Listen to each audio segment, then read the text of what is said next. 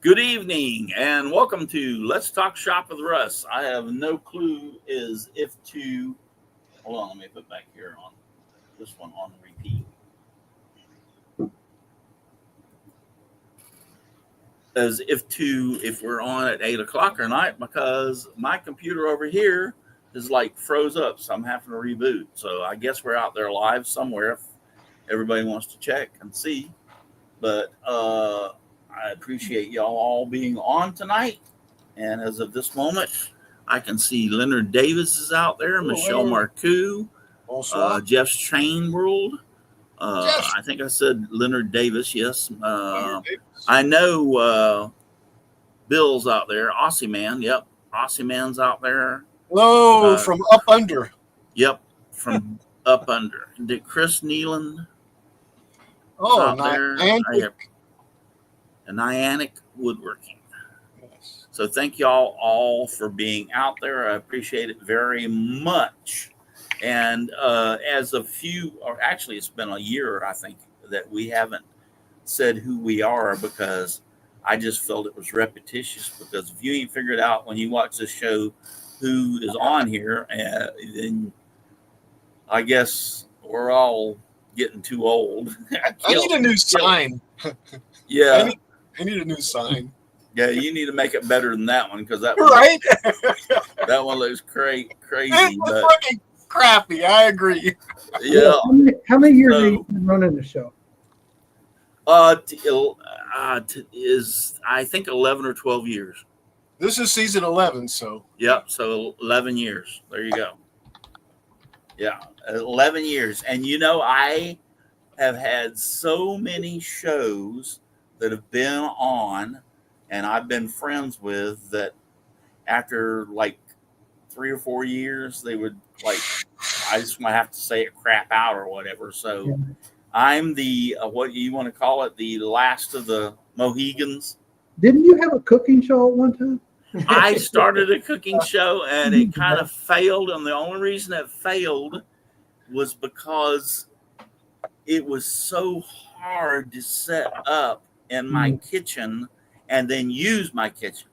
Because my wife would come in and go, I got to cook dinner tonight. And there's the damn. Blame it on the wife. I see. Well, no, I'm not blaming it on her. I'm just saying it was not as easy as what you would think. I thought it was going to be something very easy and like I could do it, because I cook 90% of the meals in this home is cooked by me. My wife cooks very little, and it's not her fault.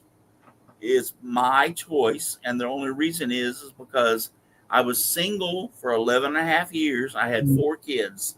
So I cooked for 11 and a half years for 4 kids. What's your signature dish? What's my signature dish? Everybody that I have ever let eat it says it's the best they've ever eaten is spaghetti. I'll be there tomorrow. I thought you failed because you didn't invite us over. No, it's my spaghetti happens to be my son. One of my grandsons, Roy. He loves spaghetti, and he happened to be over one day when we cooked it, and we were watching him, and I gave him my spaghetti. And once he eat this is not a lie, I swear. Once he eat my spaghetti, he went home and said, "Can you ask Grandpa to cook spaghetti tonight and bring it over?" Do you do your own sauce or you buy it? Yes. Well, I take that back. I buy ragu as my base. Oh, okay. Yeah, I just buy the ragu because they have started the base. So if you taste plain ragu spaghetti sauce, is really, really bland. Yeah. And then I add my own. But when I cook my meat, I add things to it. Like, for instance, I do onions in my meat and cook it with the onions in the meat.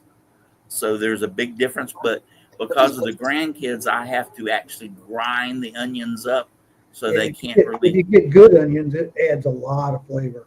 Yes, but I grind them up so they're so small they're actually eating onions, don't even know it. Yeah. Yeah. So, but onions, and then I add oregano and a couple other things to the meat as it's actually cooking, so the meat itself contains flavor. And then once I put it into the ragu, I add spices to the ragu, and which I just use the ragu as a base because I tried tomato sauce and it didn't taste as good. So, I mean, it's not like it's original, but in the same aspect, it is original. Hey, Russ, do you ever have the urge to while you're cooking spaghetti to stick your head out the window and yell, Anthony? No, Anthony! I haven't figured that out yet. Anyway, tonight we're getting way off the subject. Our guest is Steve Good, and he is Scrollsaw Workshop.blogspot.com. He's been my friend for And that's that out there. it's over 10 years. Russ, I just celebrated my 17th anniversary on the blog. Right. Oh, And so we've been together at least. I used to run your blog most as far as the moderator. Yeah, so we've known each other at least 15 years. Yeah. Yeah, at least 15 years. So Yes, I used .com, right? /catalog is the website to the catalog, right? That's what. Yeah, stevegood.com.blogspot.com. SteveDGood.com. Yeah. Yeah, stevedgood.com /catalog. Yeah. I'm going to post that out there. This is the works of all the good patterns that Steve has put together over the years. Get this, over 17 years, I've averaged a new pattern every 1.1 days. Awesome. That's 1.1 really day. something. So I looked at it today and I can't remember, but approximately how many patterns do you have in your catalog? It's a little over 5,000. Yeah. Here's the catalog. Yeah, 5,000 patterns. And 2 or 3 of them are actually not bad. Hey, you can't see it, but back here there's a never mind. No, Probably it's, won't advertise that one. but here's you the thing find about it that people don't understand is every one of those, give or take 5,000 patterns, are absolutely free. All you have to do is go to his website and log on to the pattern catalog, and you can get free patterns all you want all day long. And I just recently had my 50 millionth download. Wow. And somebody would say, why don't you just charge a nickel for them? I said, but then it would be 50 downloads. Yeah. Hey, Steve, do you find that AI has helped you Oh, as far as designing or? yeah. Well, that's what we wanted to get into, yes. And so the Paul AI opened the door. critical. It's critical because, again, I'm getting older. My health is not as good as it used to be, and my energy's lower. Plus, my doctor's got me working less hours a day. And without AI, I couldn't do it because in the past, when I would need source material, every designer, every artist uses source material, but it's got to be copyright free. You can't just go out and willy-nilly grab stuff or you get yourself in trouble. Especially, my blog is actually monitored by a third-party service that monitors for copyright stuff. So I have to be really careful. And if it wasn't for AI, I probably would have to give up. I want you to tell you did a candle thing years ago. Do you remember what I'm talking about? A candle for like a wedding candle or something? Oh, yeah. I want you to tell that story and let people understand about copyright. I had a person email me one time, and they were getting ready to be married, and they wanted what they call a unity candle, which is a candle that the mothers of both the groom and the bride take up to the altar, and they put them together as one. It's just to signify the coming together of the families. And so I designed one, and it was my own creation. I didn't copy it from anything because I didn't even know what it was. And about 2 weeks later, I get an email from a lawyer telling me that I'm being sued for a violation of this thing. And I'm thinking, there's no way somebody can have a cross, a candle in it was in the shape of a cross, that they can copyright a cross. You just can't. It had to be Jesus to do that, So anyway, I get online. Sure enough, they own the copyright to it, and I had to take it down. So there was a guy out there that owns the copyright for all two 2-part crosses. Right. Actually, the Romans were the ones that created the cross. Yeah. Oh, Yeah. But yeah, and that's what we're talking about, is because you have to be very careful if you pick up a picture and you find it on and say, oh, well, I'm going to create this. And then you post the pattern and find out that that picture was actually copyrighted and you duplicated even a picture. Because I've seen pictures that I could actually, and I've done it for myself. And I have seen pictures online, loved the picture to the point that I made a pattern out of it and cut it on my scroll saw. Now, the thing about it is I didn't sell it or whatever. I kept it for myself. And I realized I was not stupid enough to put the picture out there that I created it. So, but Do yeah. copyrights ever expire? yes. The Mickey Mouse, the original Mickey Mouse, the one, Willie Boat Willie or whatever. it was called. Steamboat Willie, yes. Steamboat Willie, yeah. Yeah. That one just expired. Yeah. But Yeah. what is the time period? I think it's 80 years. Yeah. Yeah, 80 years. When these lawyers write, and I've had 3 or 4 letters from lawyers, so cease and desist letters, they're not nice. I mean, they're not a nice bone in their body. They tell you right up front, we're going to sue you to the end of the earth. Right. Didn't you actually talk to the person that did that pattern and explain to him the situation? No, that's a different story. I would have liked to have talked to the guy because I just wanted to apologize because he was right. He owned the copyright.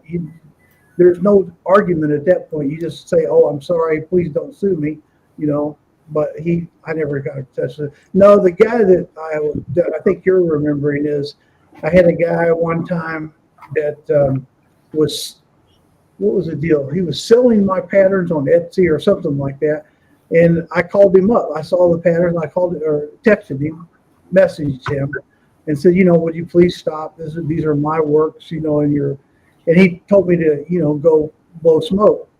So I thought, okay. I mentioned it on the blog the next day. 2 days later, I get a call from this guy. He called me on the phone.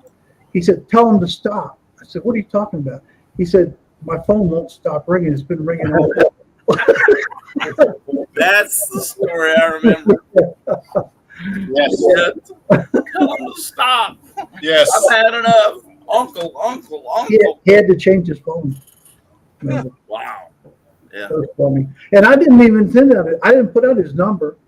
Somebody just figured it out somehow. I don't know how they figured it. Well, they probably went to his Etsy shop. But anyway. Yeah, if he went to his Etsy shop and he was dumb enough to use his number, yeah. See, I have, since the time that Spectrum, which is my cable service, had where you can have a cable phone, so to speak, and cut off. I have I give that phone number out all the time because you can call that because I never answer it. What's that number, Russ? Yeah, I never answer it. So it's a way that I can put a number out there for people on my Facebook page and other pages and my YouTube channel, and they can't actually call me because I never worry about it. So, okay, so Paul broke the ice with the AI. Yes. So and everybody's interested. I know I am very, very interested. Let me tell you how I do it. I use ChatGPT. Well, I use a lot of services, but I use ChatGPT to create reference images that are not patterns. I have actually worked on prompts to get a full, complete pattern out of it, and that's really, really difficult to do. So I will generate reference photos. Like, say, if I'm going to do a scroll saw pattern of a horse, I will get it to generate a silhouette of a horse, and then I'll go through and draw the lines to get. So it's not as easy as you would like it to be, where you just say, "Give me a pattern of a wild horse." It don't work that way. It's close. You do that in Blender? Yeah, I use Blender. I have get this story. I haven't touched a scroll saw in over a year. No way. Not even touched. Bum bum bum. Yeah. You heard it here, folks. You have actually insulted me. Oh my God. You haven't either, have you, Russ? No, actually, no. Right? Over a year. Russ said that's beside the point. I Yeah. have. Hey, with that being said, no scroll saw. Have you been Actually, it's been way over a year, more like a year and 6 months, probably since I've been on my scroll saw. I take that back. That's a lie. About 6 months ago, I needed a hole cut in a piece of wood that was a specific diameter that I had no hole saw that would do it. Yeah. So I went out there and had it patterned that same size, and put it on to the 2x4 and cut a hole in the 2x4 with my scroll saw, taking it nice and slow so that it would be fit over the piece of PVC that I needed to use. And that was probably 6 months ago. Other than that, prior to that, it was a year. Okay, Al, you're on. What was I going to say? Oh yeah, hey Steve, have you worked your drawings or designs to be laser friendly? All my patterns, all the way back from the very first one in 2007, are all laser friendly. Yes, yes. If you use light burn, they will let me back up. When I create the patterns, I make sure that the pages that the patterns are on remain vectorized. Right. So they are ready to be imported into, if you use light burn, it goes in directly. If you don't use light burn, some of the really cheap software is terrible. And you have to go into Inkscape and then save the pattern pages out as SVG files, which are vectors. Right. So yeah, they're all compatible. Now, let me tell you the story about lasers. I'm going to get in trouble for saying this, but I'm going to say it anyway. The problem with me having my patterns available to the laser community is it is full of theft. It makes the Scrollsaw world look like nothing. I have spent countless. I finally just gave up. Mega packs. Yeah, exactly. And they're for sale all over Etsy. And I don't charge for the pattern, so it doesn't really hurt me particularly, other than the fact that some person has bought a pattern that I offer for free. And it just kind of rubs me wrong that that's the way it works. Yes. So, yes. but anyway, and they're all foreign. You can't do anything unless you want to, spend thousands and thousands of dollars. So, and for my pattern, it's not worth it. So it's not worth pursuing. But Right. all your patterns, though, when they're downloaded as a PDF. Yeah, but inside the PDF, those pattern pages are vectorized. Yes. And so you can import those. Yes. Into Lightburn. Lightburn. Anybody that doesn't use Lightburn with their laser is missing out because it's great. Lightburn, Yeah, or you can use you can download the PDF if let's say that you don't have Lightburn and your software uses SVGs, you can download the pattern into Inkscape and then take that particular page and save it as an SVG and then use your program for your laser to. And I've got a video online that shows how to do that too. So yes. It's pretty easy. And for those who have not understood, if Al would be so kind to put scrollsawworkshop.blogspot.com back into the feed or the you want the Blogspot one? Yeah, do the Blogspot one on there so they can go to his main page and see that one, please, if you'd be so kind. Al's my second in command. He controls all the. There's Steve posting. Good. Number one. Copy. So anybody got any questions on the panel for Steve? Here we go. The Blogspot. By request, Captain. It's scrollsawworkshop.blogspot.com. That's impregnated in my brain. Yes. There you go. So there you can go to find, and that will give you access to all his information, everything. And then on there, he has a specific place where you can go to his catalog and download any pattern that you want. that he has out there for free. I said, anybody else have any questions here? If you have any questions, please put them out there in the chat, and we will try to everybody be vigilant about looking for questions to him. The problem with you said you use, what was the AI that you use mostly? Mostly Chat GPT for designing patterns. And I use different for when I'm writing software. Right. I know it's hard to understand, but I write a lot of utilities for the blog. Yes, you do. Stuff that nobody ever sees, and Right. I use Google AI Studio for that. But Chat GTP. Yep. Chat Okay. GPT. That Yeah. and Grok is very, very famous. Which one? Grok. Rock. Oh yeah. Yeah. I use that. I actually use all. Believe it or not, I pay for all of them. Yep. Which is kind Yeah, and it's actually chat.openai.com. And Windows, Microsoft just laid off. Other companies did earlier in the month, but Microsoft just laid off.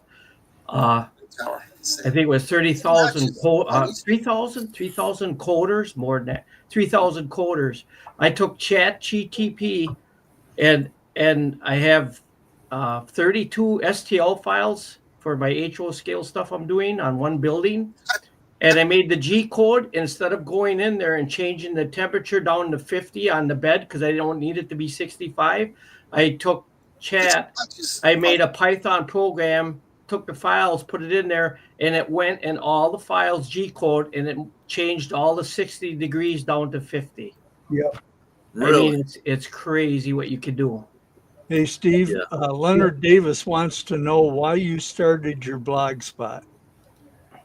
I was in training. I worked for Xerox for 37 years, and I was in training up in Washington, D.C., and bored to death because we were staying in a pretty nice facility, but nothing to do. And so I've been into computers since the late 70s. So I was just looking for something to entertain myself. I never had any dream that anybody would ever show up at the blog. And somehow or another, it got out there, and it kept growing and growing and growing and growing. And then the money started coming in, and that's a kind of an attraction, obviously, too. So, you know, once I started making money on it, I said, man, I think I'm going to keep doing this. So that's how that happened. But here's the thing. How have you made money off of giving the crap away? It's a little Well, over. I didn't mean crap. I meant, yeah, let me back up. Because To that give was you the an wrong. idea, I'm not talking about getting rich. I'm talking in the history of the blog, which is 17 years. It's made a little over $500,000. So it's not like But- you're going to get rich. How did you start making money? That'll buy several hamburgers, by the way. Yeah, I mean, Yeah. and then forgive me for saying crap. I did not mean that, but it just Trust popped out of me, my mouth. there's a But how lot- do you? Have you ever seen my Stickman figures? That's Yes. Those- and it is the most popular download Exactly. ever on my blog. It's like, Yes. what are you thinking, people? But when you give away stuff for free, nobody's ever asked me for their money back. So, Yeah.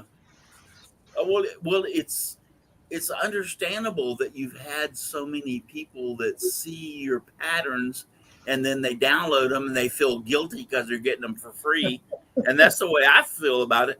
But trust me, none of your patterns are crap. I just can't go back and change that word, Steve. So the I money, hope. money for years was mostly donations, which is how, and then as I got into doing the laser coins, the signature coins and Yes. in my catalog, then the money's kind of shifted that direction a little bit, which is part of the problem for me right now. Is my health problems have kind of slowed me down a little bit to where I had to stop making the signature coins. And at the time, I had 51 orders sitting waiting on me, and I just had to give them up. So anyway, my income for the last year was the lowest it's been in like 10 years. But you get Explain your signature coins, please. I make these little quarter-shaped, quarter-sized wooden coins that have an engraving on them from the laser that has their name, crafted by, and then their name at the bottom. And then they had different styles. I had some that had a little picture of a woodworker on it, different, and a couple of them that had scroll sawers on them, that kind of stuff. So, and I printed them on a 3-inch by 5-inch sheet of 1/8-inch plywood and sold them for, what was I selling for? $12 a sheet, $12 I forgot now, but I think it was $12 a sheet. So you were talking about $11.99 worth of profit. It was a good deal, and it kept the people don't quite understand the fact that it cost me several $100s a month to run the blog.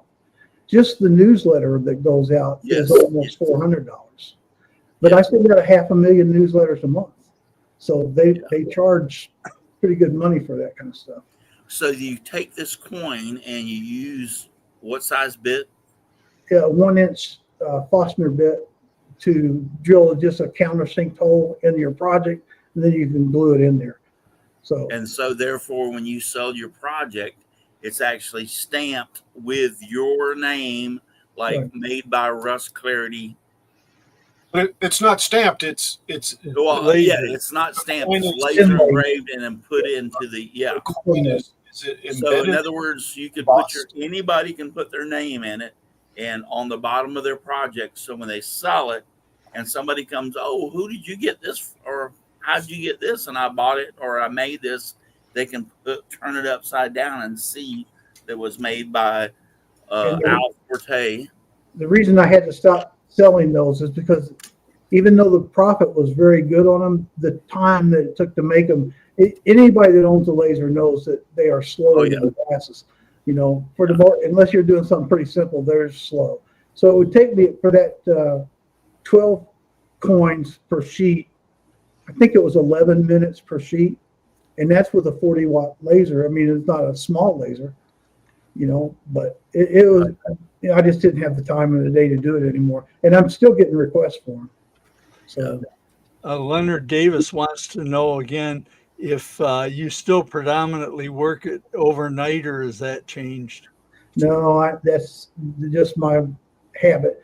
I generally go to bed at 4 a.m. That's my typical bedtime, and but I only sleep about 3 hours at a time. That don't mean I only sleep 3 hours a day, because I'll pass out over here on the couch during the day, but about a 3-hour stretch is about all I sleep. And it's not that I don't want to sleep, it's just I can't stay asleep. So Well, to be honest with you, and me and you talked about this the other day, I talked to my doctor about that, and he asked me about my health and how many hours a day I slept. And to be honest with you, I can sleep 6-8 hours a night. The only I have the old man 3 a.m. wake up. Yeah, me too. Only thing is I'm still awake, but I go to bed around 9 o'clock at night, and at 3 a.m. you can pretty well bet that I'm going to wake up and have to go potty. let me tell you a secret that is kind of embarrassing, but I'll tell you anyway. In my bed, I have a monitor that comes out over the head of my bed and sits over my face that I can swing in and out, and a keyboard and a mouse and everything. So I go to bed literally and sit there and still work. That's not the way you go to sleep. No, and to be honest with you, and I think we talked about this the other day, is I told you that's some of probably your health problems. Oh, yeah. My doctor specifically told me, he asked me, how many hours a night do you sleep? And I said, I usually go bed at 9 and I wake up around 6. I said, with the exception of the 3 o'clock wake up call that I have to go. But he says, do you fall back asleep normally? And I said, yeah. I said, it takes me like 15 or 20 minutes, but yeah, I'm usually back asleep and wake up at 6 o'clock. And he goes, all right, that's not bad sleeping habits, but my friend Steve, you have bad sleeping habits. Yeah, and I understand. I got to get going, Steve. It's been good to see you again. See you, Paul. Good night, Paul. Take care. You take care, Paul. See you, Paul. My doctor talks about good sleeping habits, but then she went and put me on Jardiance. And it's up every 2 hours. Yep. Jardian, is that for diabetes? Yep. And every 2 hours, it has to have a diuretic in there somehow. What it is it blocks your kidneys from absorbing the glucose or whatever and pushing it in and out. So therefore, you have to go pee to get rid of it. You know why you wake up in the middle of the night? Try this and just see it doesn't work with everybody because your body doesn't get enough protein, so it wakes up. So try, I don't know if you like peanut butter, like a peanut butter piece of toast with peanut butter before you go to bed and see if you sleep through the whole night once. Get some protein. Some protein. I'll try in you that. somehow. I will try that because I do like peanut butter. And so you take a piece of toast and put some peanut butter on it and eat it. Yep, put thick peanut butter, a lot of peanut butter on it, and that protein will should get you through the night where you don't wake up.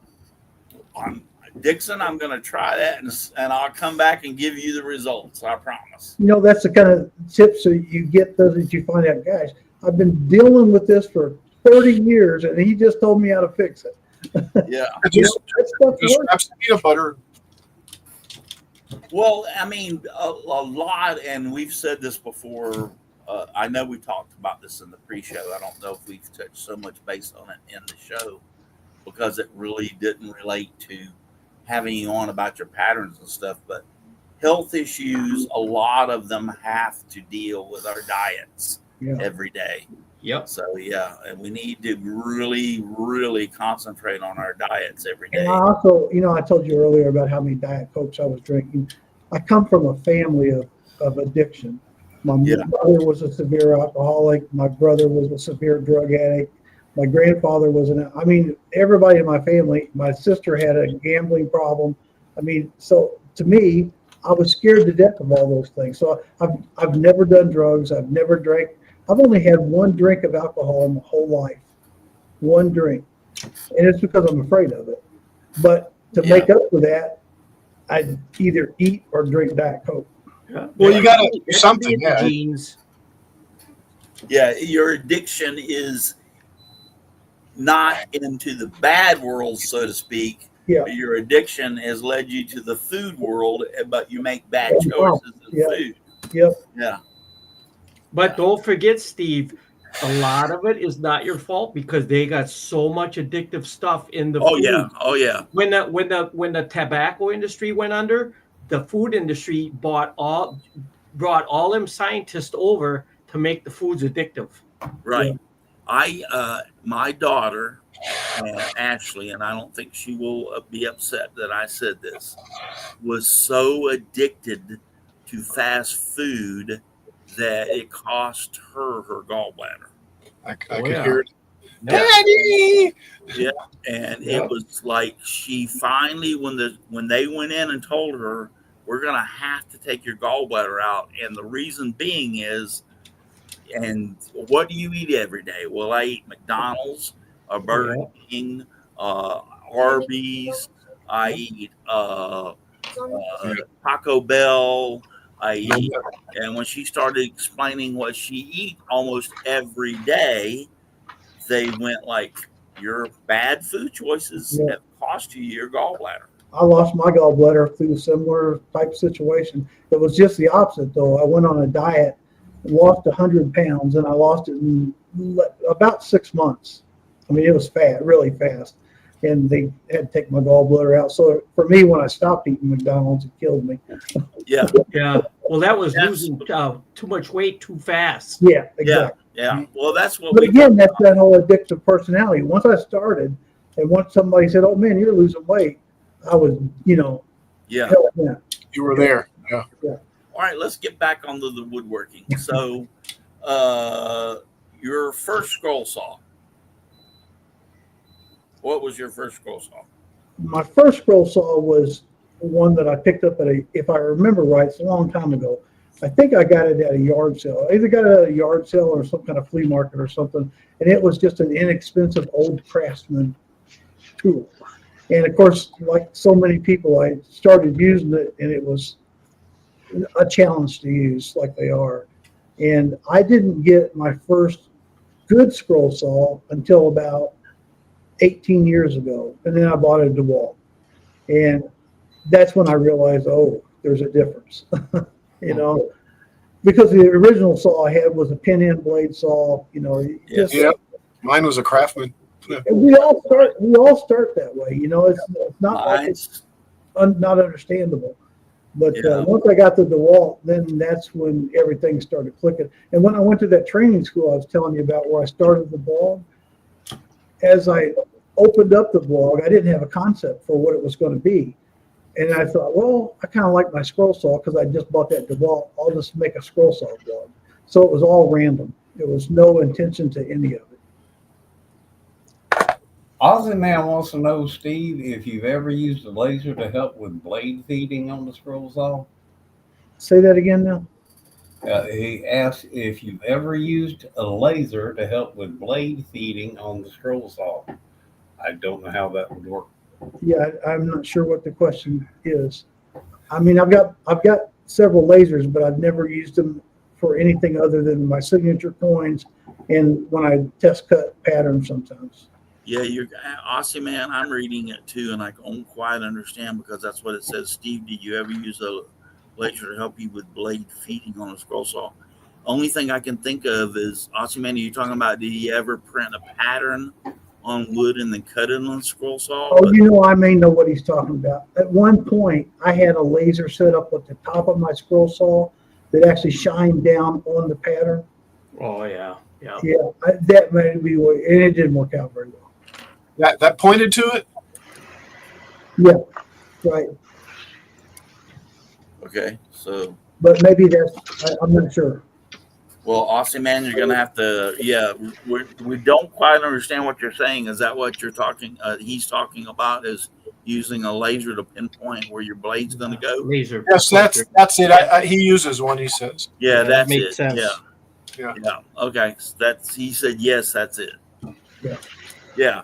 And that would make sense. So you could see exactly where your blades is going to go. Except it slows you down.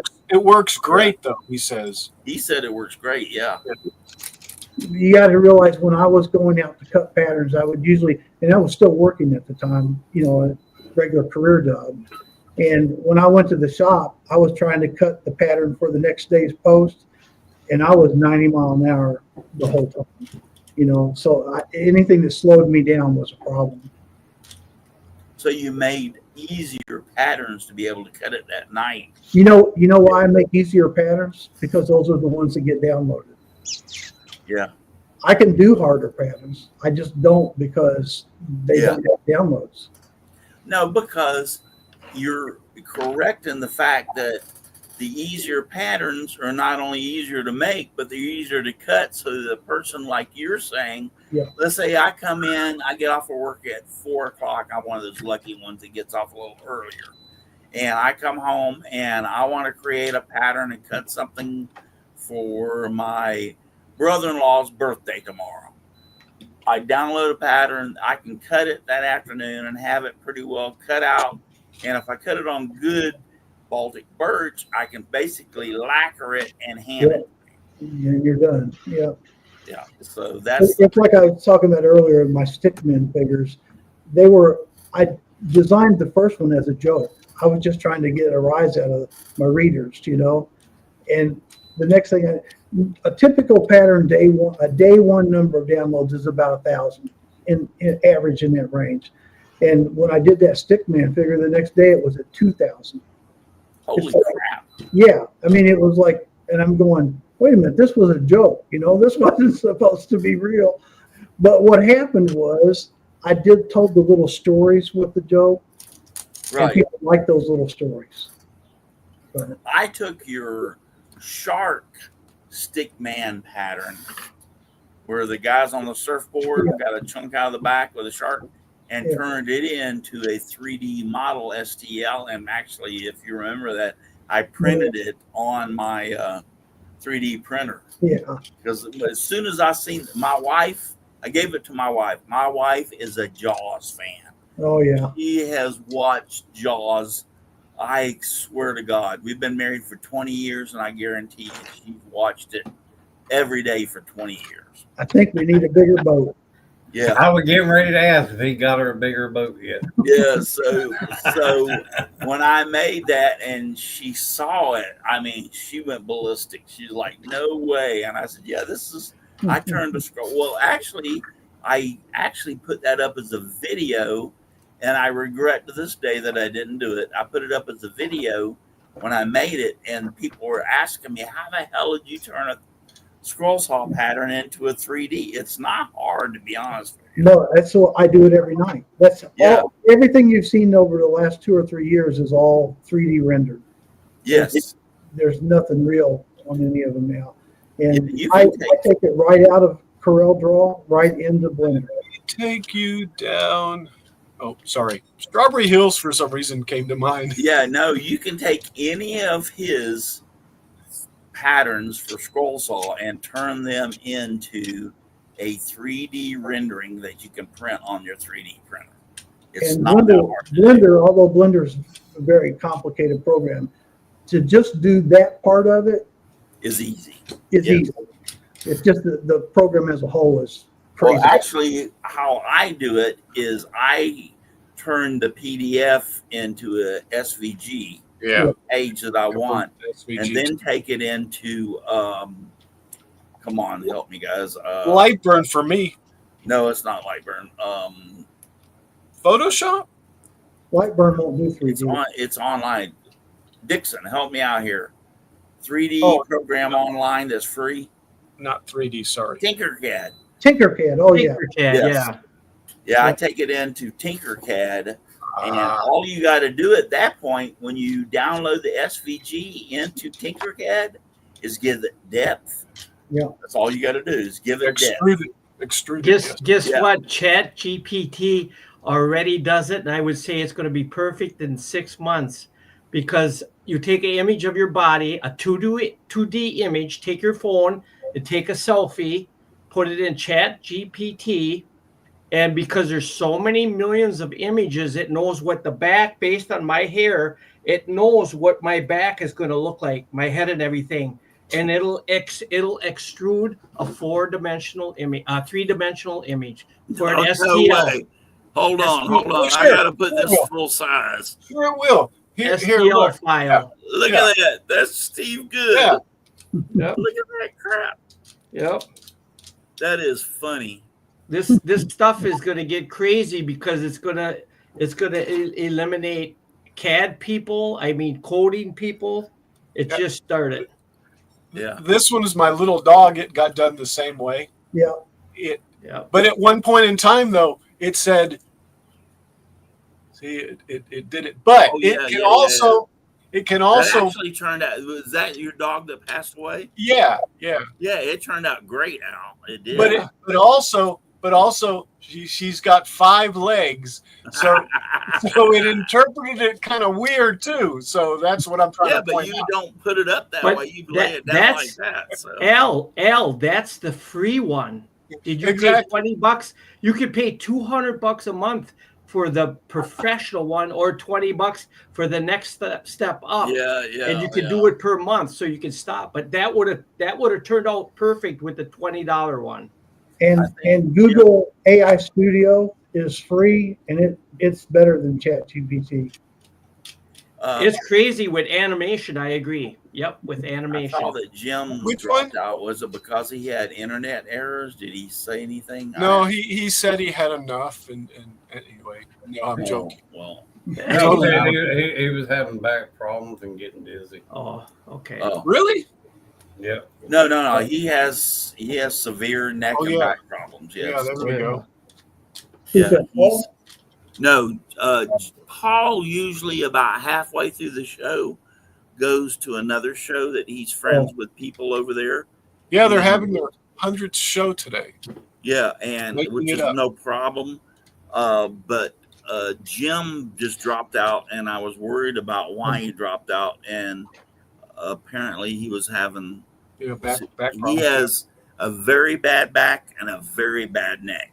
His whole neck is pins and metal. And it's Yes, crazy. And his back, Yeah. lower back, is the same way. yeah. He showed me his MRI of his neck and his back, and I went like, oh crap. And I got a feeling between the pain and probably what he was taking to try and dull the pain, he just Yeah, well, he already posted on here how many milligrams. See, I'm taking the same thing he's taking, Gabapin. I take it 3 times a day, 800 milligrams, which is pretty high. What it does is it blocks the pain in your body from your brain. But in the same aspect, it causes you to have issues with balance and other things. And it can cause kidney problems too. My wife. And it can cause, Yeah, so far, I have been taking it for 3 years, and I do every 4 months, which is 3 times a year. They do a kidney specimen on me to look for that, and so far my kidneys are fine. It doesn't affect my kidneys. What it affects is some of my memory. A short-term memory is a problem with it, and also my balance.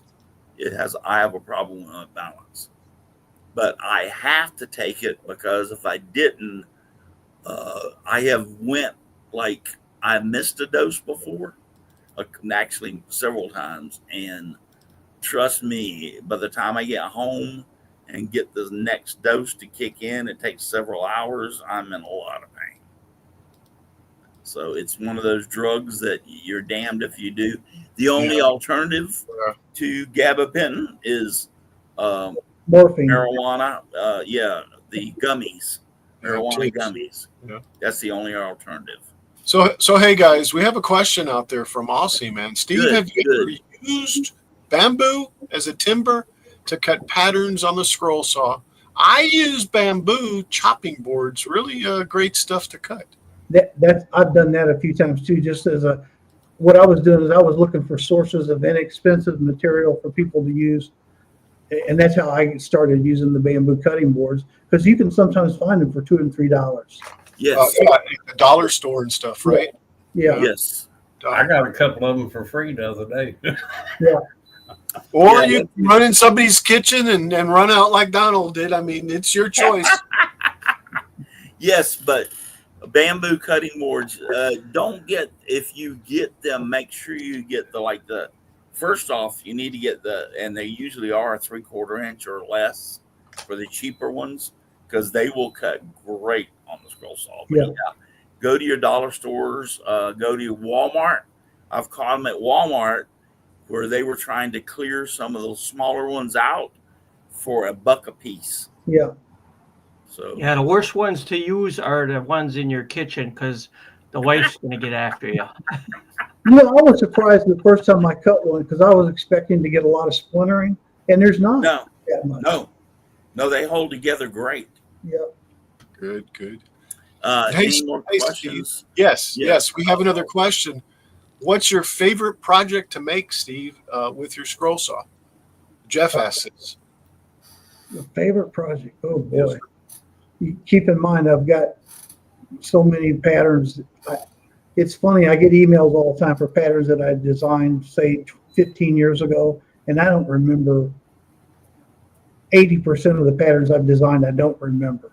So I think the one that, if I had to pick one, it would have been the Statue of Liberty. No, is that what it's called? Yeah, the Statue of Liberty pattern. I like that one real well. And there was another one I liked too. I can't. Oh, the ball drop machine that made the balls go up. Yeah. That was fun. And a company bought that one from me. You're talking about the marble run? Yeah. It's not the marble run that I just made, is it? I don't know. What'd you make?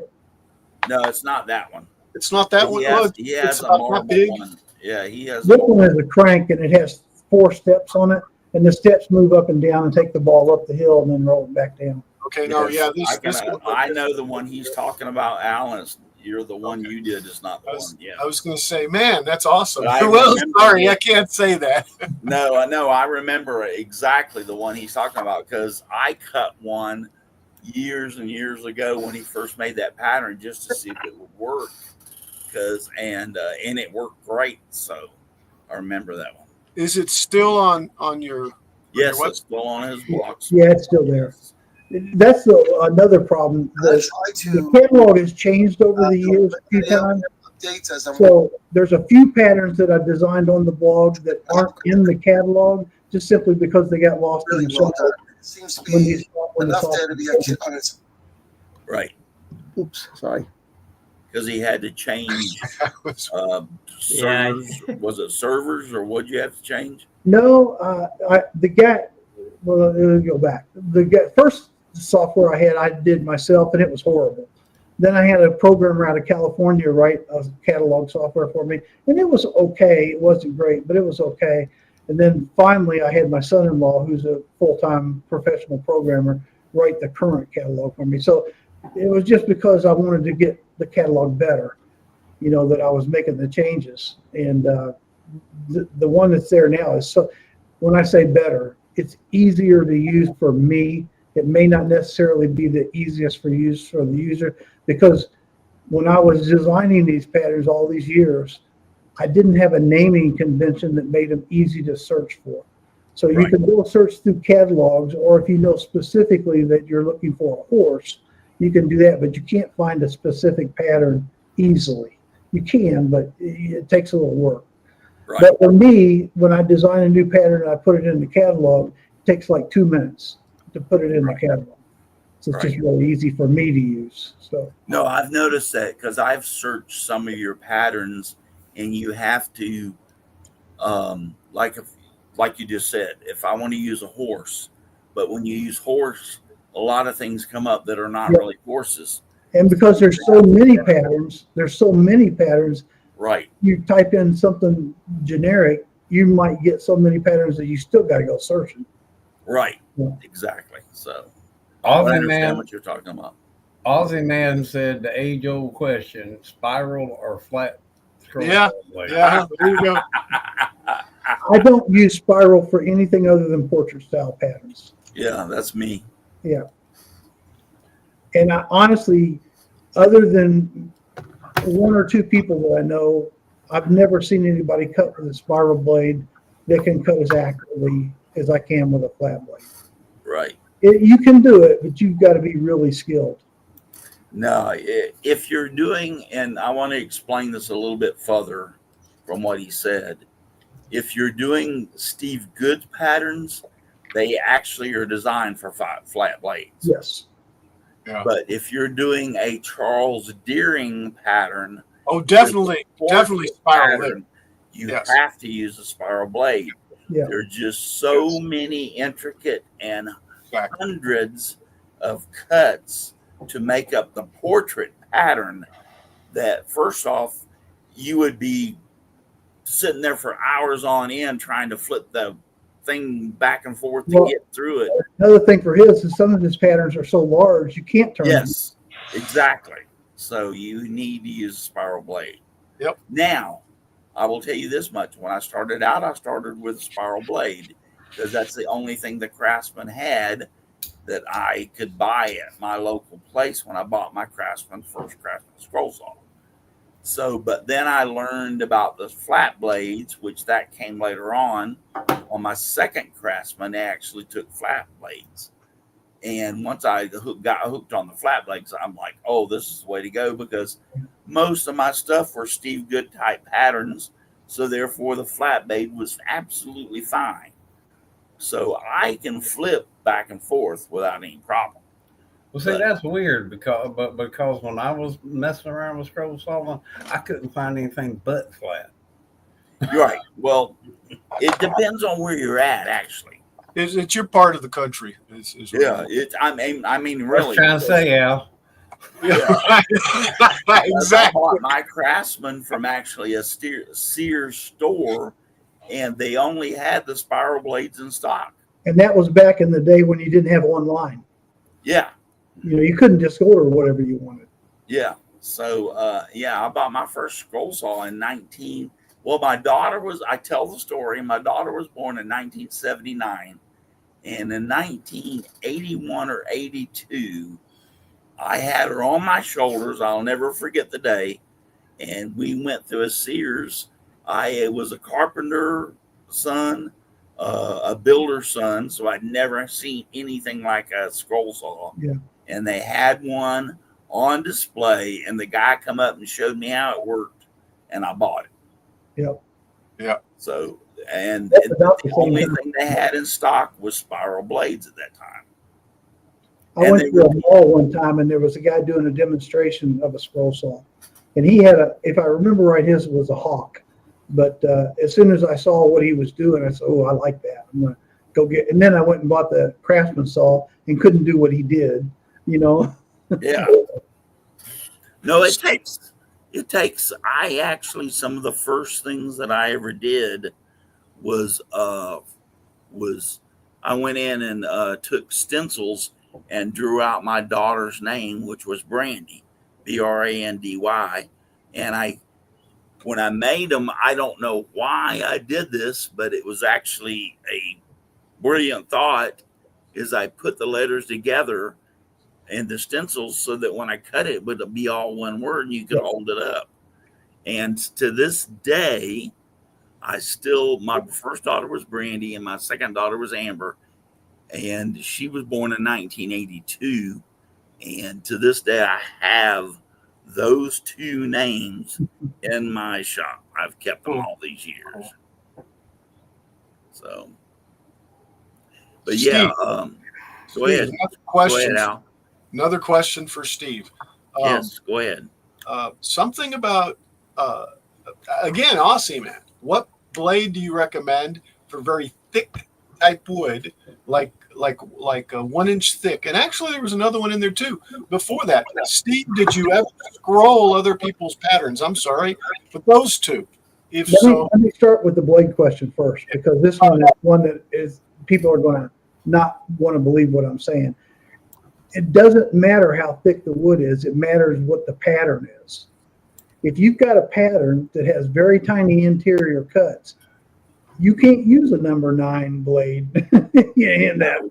You know, you've got to use a small blade. The smallest blade, a number 3 or any small blade, will cut 1 inch thick material. It just goes a little slower. And when you're creating art, speed's not, if you're doing it for a commercial project, that's one thing. You got to get faster. But art is to be created however long it takes. So I will use a number 3 blade on a 1 inch thick piece of wood just as readily as I use a number 7. So to me, I don't look at the thickness of the wood. I just look at the pattern. If the pattern has big interior cuts, I'll use a bigger blade. And what was the other question? What was the other question? The other one was, where is it? Did you ever scroll somebody else's patterns? Oh, yeah. You remember the guy? This is years and years ago. There was a guy that did portrait style patterns, and he ended up getting sued out of I can't remember the guy's name right now. He had some beautiful portrait style patterns, and I scrolled several of his over the years. And then, of course, I bought some of the book patterns, you know, out of the bookstore. Did a few of those, but probably not more than 20 or 30 of them before I got started into doing my own patterns. And the thing about doing my own patterns is it's just more fun, you know, because you get what you want. I'm amazed that there are people out there that have patterns on their web pages that are absolutely copyrighted. There's no ifs, ands, and buts about it. I mean, you're talking about Spider-Man, you're talking about Iron Man, you're talking about Disney characters, and they have not even got caught. Well, it's a law of big numbers. Yeah. I can't do it because my site's monitored. You know, if they're only getting, 10 views a day or 10 views a month or whatever it is, they're not on the radar. Right. How they get away with it. They can get away with it, right? Yeah. But I guess it's a matter of opinion as to your. Okay, there's only one way I can say this. If I'm going to do something like my grandson comes to me and say, "Can you make me a pattern of Iron Man?" I don't have a problem with making an Iron Man pattern and cutting for my grandson and giving it to him as a birthday present. But when you actually do an Iron Man pattern and put it up on your website, you don't have a problem with that as far as ethical with inside you? Yeah, you should be ashamed of yourself. And now let me say this. Over the years, I've done at least 2 patterns that at the time I didn't think about being copyrightable, but they were. I did some keychains one time that had Ford and Chevy and the different names on it. Those are trademarked, and I ended up having to take them down. So I've made the mistake of doing it, but I try my darndest to not do that. Yeah, but these people do it, and they know damn good and well up there. Yeah, if you do a Disney character, you know good and well. Yeah, or Harley Davidson. Yeah, Harley's probably one of the most popular ones. Yeah. Yeah. And any college team will go after you if you start putting up college team logos. They actually are the worst because when I say the worst, they're the most vigilant. Is that a word? They're the most likely to come after you because they don't do any of it themselves. They hire an outside source that checks copyright. Russ Meadows said, I made a Spider-Man head for my grandson, but no one knows about it. Yes. Not anymore. Not anymore. It's recorded and everything. Yeah, no, that's what I'm talking about. Yeah, like I agree with you, Russ. If one of your grandkids comes up and says, can you make this for me, and you do it and give it to them, I don't have a problem with that because first off, you're not making money off of it. Second off, you're stupid if you put it up on Facebook because now you're asking for problems. So yeah, I don't have a problem with that. But I know several people that just blatantly do not observe the copyright patterns and put their patterns out there, and I'm going like, how are you not being caught? There's a big difference. Like used to, one of us would buy an album and all of his friends would give us cassette tape, and we record it and share it with each other. Yeah, you're right. As opposed to somebody recording that and selling it for undercutting the album price. What was the original, which Elon Musk, I think, created it? Napster. Yep. Yes. Where you could record, sell or put your songs up on there that were actually copyrighted songs, which is Napster. Yes. And again, that was the difference between 4 or 5 friends doing it with each other and millions of people. He made a bunch of money off of Napster, let me tell you. Well, PayPal is where the big money came. He just wrote the Napster for fun in college. Yeah. PayPal is the big money maker. But Yes Chat AI, that's the pattern generator. Portrait Scrollsaw pattern generator is Yes AI. Okay, say it again. Yes AI. Yes Chat AI. Okay. Yes Chat AI Good is a portrait See, silhouette that's pattern. the good thing about I use Microsoft Copilot and ChatGPT, and if I get a copyright strike, they will actually pay the lawyer fees to fight it. And that's amazing. But what it does is it gives me the confidence to know that they're not going to do that if they're putting out bad stuff. Right. Right. And I posted that link out there for. I would like to go back to one thing that Steve said about on patterns. I have cut a lot, not 1 inch, but 3/4 inch walnut, 3/4 inch cherry, 3/4 inch, several of the other woods like that, not maple. Well, they have a soft maple and a hard maple. So I would say soft maple with a number 1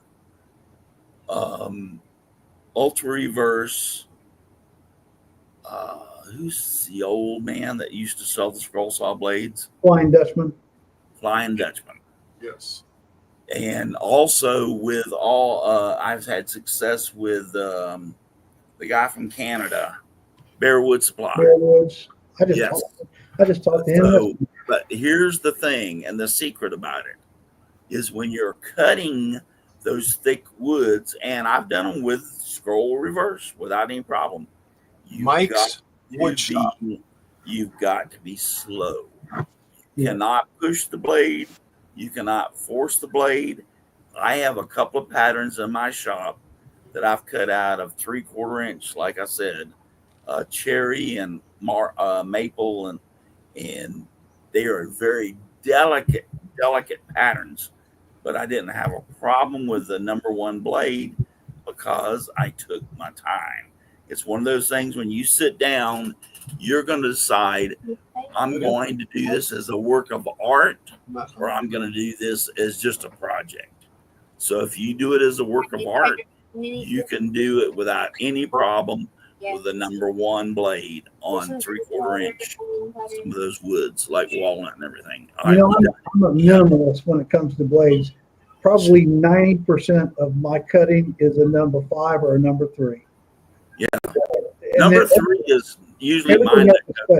Everything else is specialty items, Yeah. So I've got enough blades to last me until I'm 1,000 years old. Yeah. Blade of getting. Yeah. Yeah. Number 3 is actually my go-to blade. Most of the time. Yeah. I don't even use a number 5. I think it's too big. I see all these people that the first time they get a scroll saw, they go out and buy every blade known to man. It's like, we'll use them. Yeah. You're going to find 1 or 2 that you like, and that's what you're going to use. Aussie Man wanted to know what font you recommend, Steve, for scroll saw. Font, as far as making letters, is 2 different types of fonts. That won't drop out. I use an Arial bold, which is for when you just have standalone letters, even if they're connected. Or if I need a stencil font where I'm going to be cutting the font out. In other words, I'm cut on the, let me back up.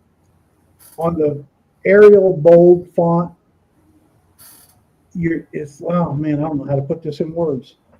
Arial bold font. Yeah. Yes. That's what I use when I'm cutting a nameplate or something like that. But if I'm but cutting it the pretty letter, well has to have a connection. yeah, because you have to have a stencil to keep pieces from falling out. Yeah, Right. Arial 2 fonts. Yeah. In other words, if I'm making I'm either going to push the letters together. Yeah. Arial bold's great, or you're going to make it as a nameplate. Arial bold's great, but if you're going to cut it out into a piece of open wood, then you have to go with stencil. Yeah. You have to go to what? Stencil. And another one I like to use is Cooper Black because it's a rounded that's font. one of my favorite. Or you could take a font and actually put a bar across it to do the same. You can, but you have to be skilled to know how to do that in the pattern. Billy Burt was the one that pushed me that way. Yeah. Blame I him. can take any that makes font sense, 'cause- and make it connect. I mean, really, because over the years I know how to do it. But his last one was Cooper Black. I love that font. Yeah, it's a cool font. I would have thought a cursive font would be good for Well, I have cursor fonts that are bold, but what you get into is you'll get into a lot of cursor fonts. The lines are so thin that they're very easy to break. So you have to find a bold cursive font. And I've probably got 5,000 fonts if I've got 10. So, Yeah. But signature cursive would be a bummer to cut out. Yeah, it would. Yeah. I know the one you're talking about. Yeah. I've had people send me things to say that, can you make this for me? Which I got out of that, and they would do something like you're talking about, Dixon, a signature font. And I went I can make it if it's like 13 inches long. Yeah. At least, because either that or get out the laser. That's solve that get out the problem. laser. You're damn straight. Get out the laser and just cut it. But when I'm designing patterns, I have to keep in mind things like what drill bit are they going to need to have to drill this interior. Exactly. Yeah. So the smallest I'll go is a 1/16 of an inch. Yeah. I don't go smaller than that because a lot of guys just don't have micro bits. It's just not something you normally have in your shop. And here's the thing about this, since you brought it up, I know I promised my wife I'd get out of here. So Woohoo! yeah, She's gonna be pissed off at me again. That's all I can say. Here's the thing Just tell her about it's all good. when you're using drill bits, and I've had a lot of people talk to me about this, is they go up against the line to drill the hole, and I'm like, why? When you have a big open area that you can drill the hole through, that you won't have to worry about splintering because you're going to cut the splintering out. You realize it takes like 1 second to go from that center hole to the sideline. Lead in and cut lead out the out. whole thing. Have you ever cut silver dollars and cut out the centers of the O? And yes, you if you try to drill on the line there is no line. There is no line. Exactly.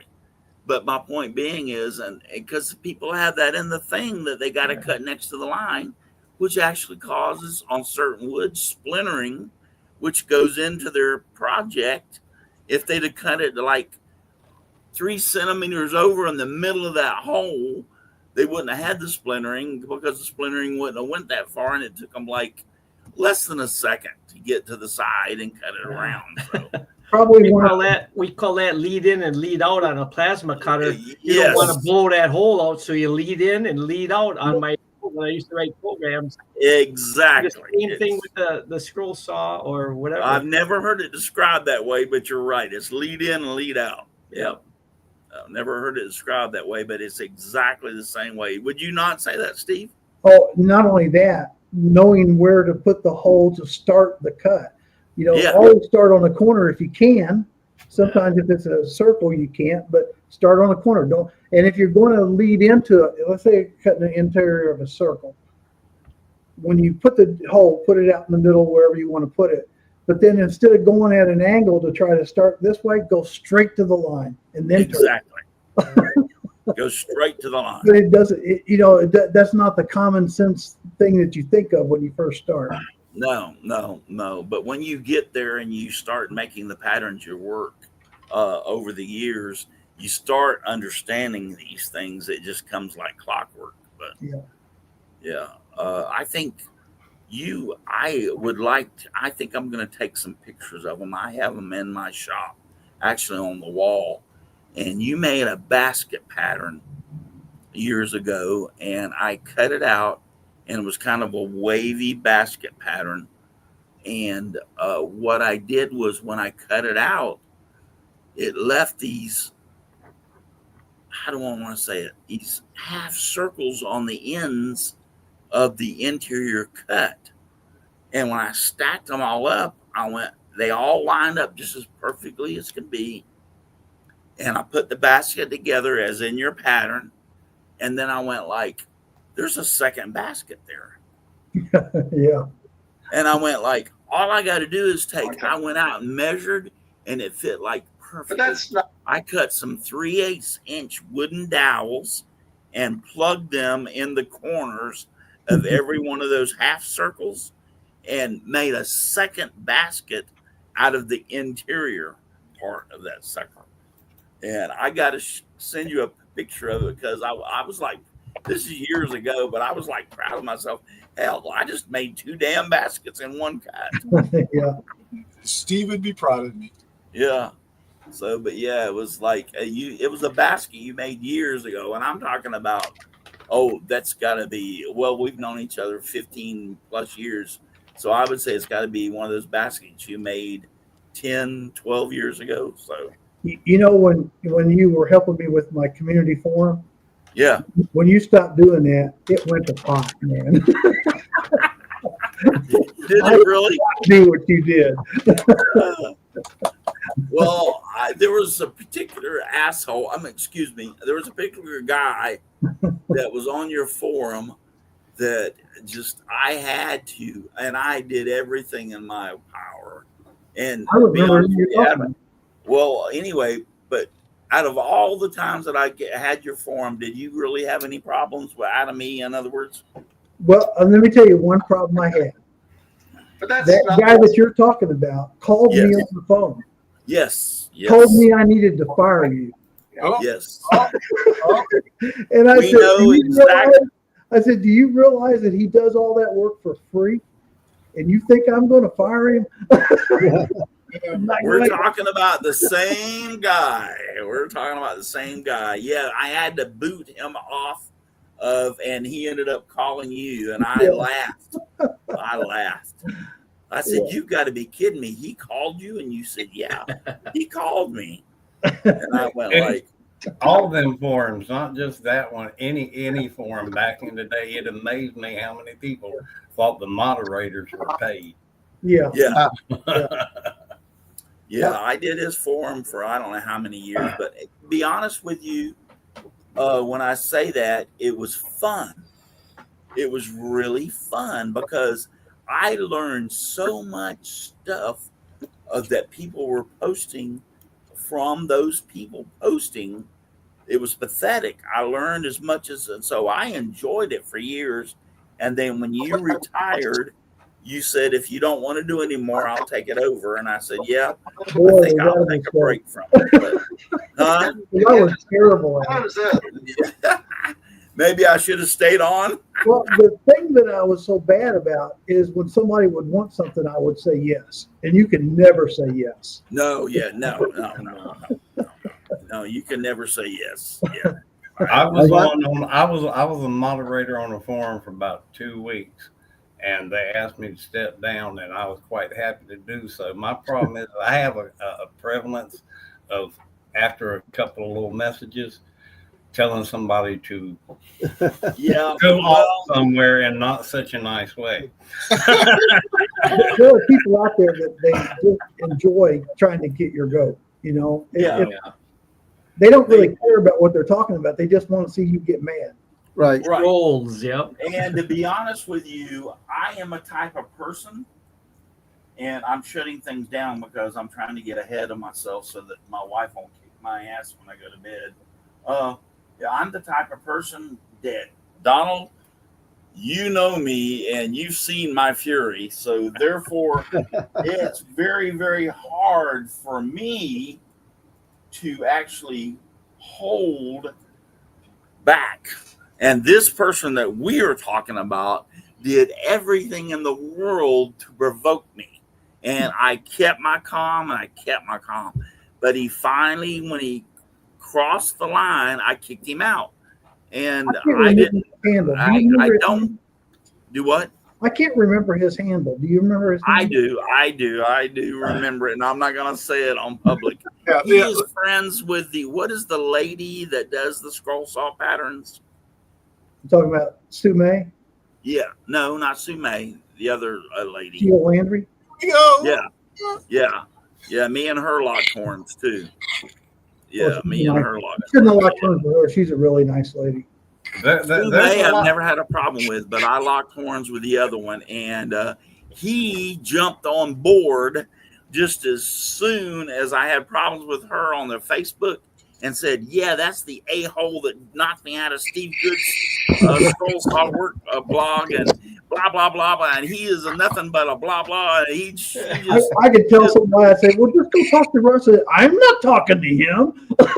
He'll kick me out. So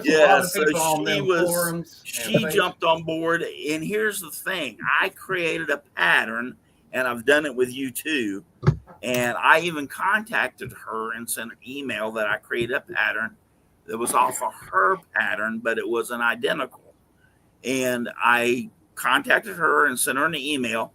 Well, apparently she forgot that I sent an email or had no recollection of me ever sending an email.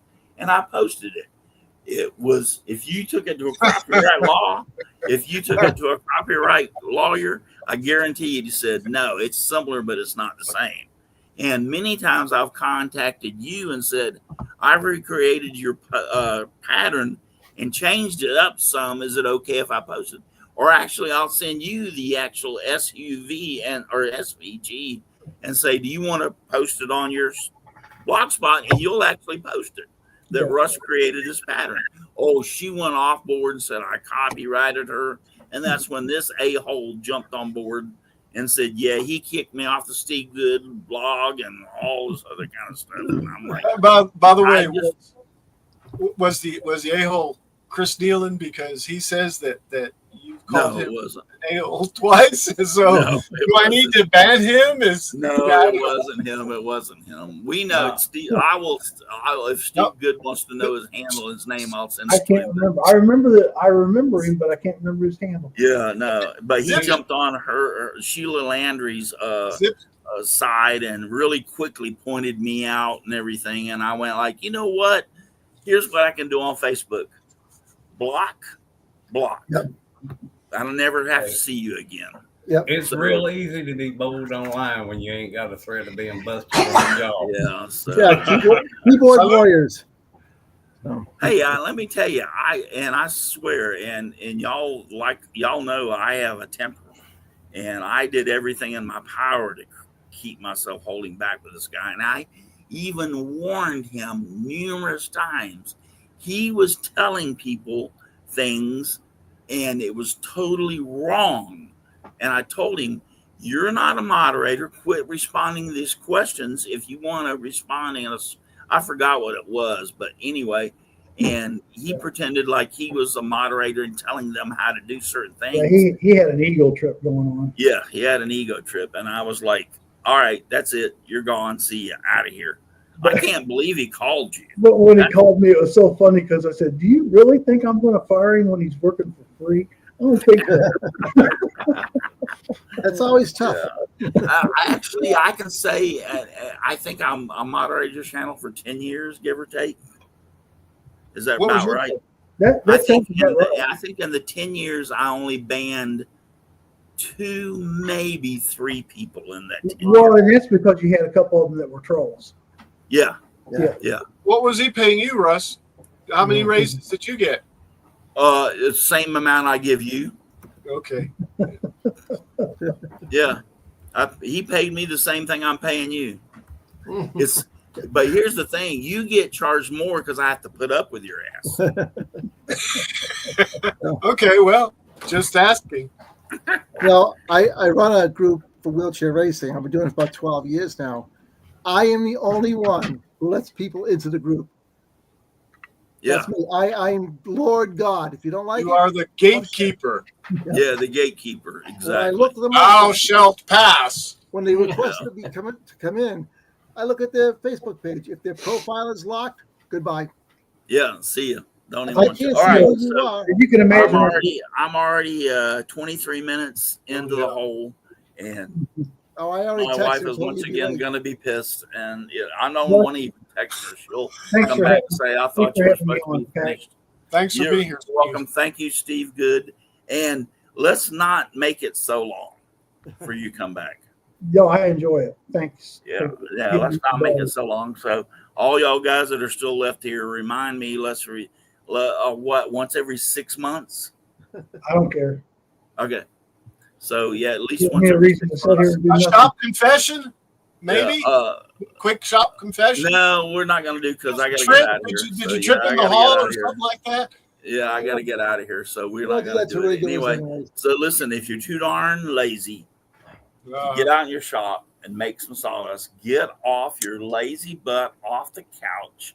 Get out in your shop, turn something on, and make some damn sawdust. Because if you're too damn busy to make sawdust, you're just too busy.